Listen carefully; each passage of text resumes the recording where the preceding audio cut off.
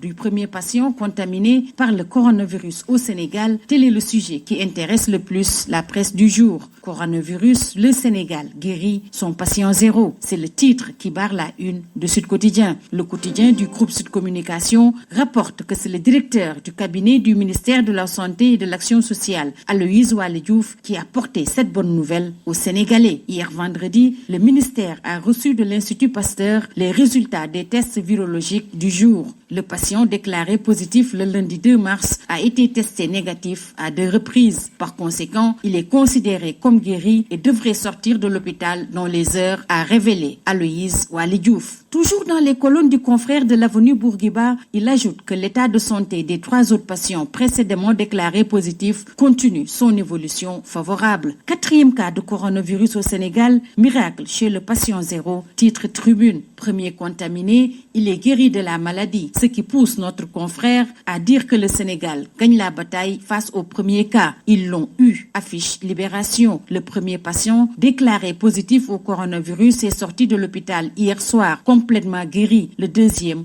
envoie de le suivre. 2 tests négatifs, aucun nouveau cas confirmé sur le territoire national. Justement, Tribune fait cas des 3 Chinois mis en quarantaine à Foundiougne avec les propos rassurants du médecin-chef de la région médicale de Fatick. Il donne les raisons pour lesquelles il ne faut pas paniquer. Les 3 Chinois n'ont pas séjourné à Wuhan, foyer du Covid-19. Le Sénégal, face à l'épidémie du coronavirus, le premier cas guéri parle dans le soleil. Ne sombrez pas dans la psychose, soyez attentifs, solidaires et respectueux des consignes données. Tels sont les propos tenus tard dans la soirée d'hier par le citoyen français résident, la première personne infectée par le coronavirus au Sénégal. C'est un message d'espoir, de soulagement et de remerciement à l'endroit des autorités sénégalaises et du personnel médical, reproduit par le quotidien national Le Soleil. Critique titre sur riposte au coronavirus, test positif pour le ministère de la Santé et de l'Action sociale. D'après Massamba Sassoum Diop, le président de SOS Médecins, le système de détection du Covid-19 a été efficace. Restons avec critique qui relève le mauvais procès fait à Abdoulaye Diouf Sarr, dont la gestion du coronavirus a été décriée par certains, dont Aïda Mbodj dans 24 heures, qui dénonce le manque de réactivité de Diouf Sarr. Au moment où le patient zéro est guéri, Wade aussi se barricade.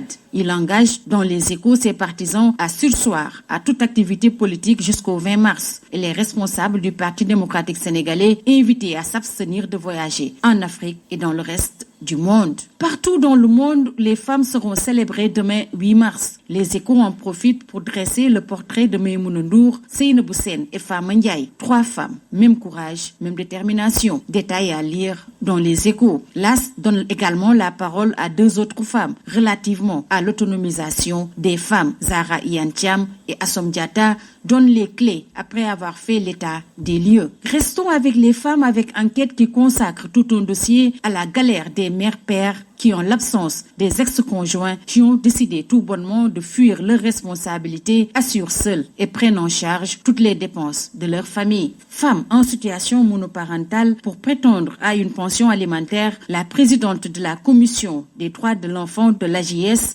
Aïssatou Kanté Faye, conseille à ces dernières divorcées ou en instance de s'assurer d'abord du statut légal de leur union. En sport, Stade le quotidien du sport titre sur Prime League les yeux braqués sur Anfield et Old Trafford. Réveil attendu des Reds. Derby United City, Liverpool doit se ressaisir avant l'Atlético en C1. Les Red Devils veulent être maîtres à domicile. Reparlons du coronavirus. 9 pays africains, l'Afrique du Sud, l'Algérie, le Cameroun, l'Égypte, le Maroc, le Nigeria, le Sénégal, la Tunisie et le Togo sont touchés par cette maladie, parmi lesquels des pays devant abriter les compétitions de football de la CAF. Une situation qui préoccupe l'instance africaine de football qui n'exclut plus d'éventuels huis clos, reports, voire annulation des rencontres. Terminons par Sunu Lamb. Jules Baldé se fâche. De Gaulle m'a accusé à tort. Ness m'a trahi. Eumeu Sène ne m'a pas impliqué contre Modou Lô. Et enfin, Jules Baldé déclare « Je ne suis pas un voleur ». C'est tout.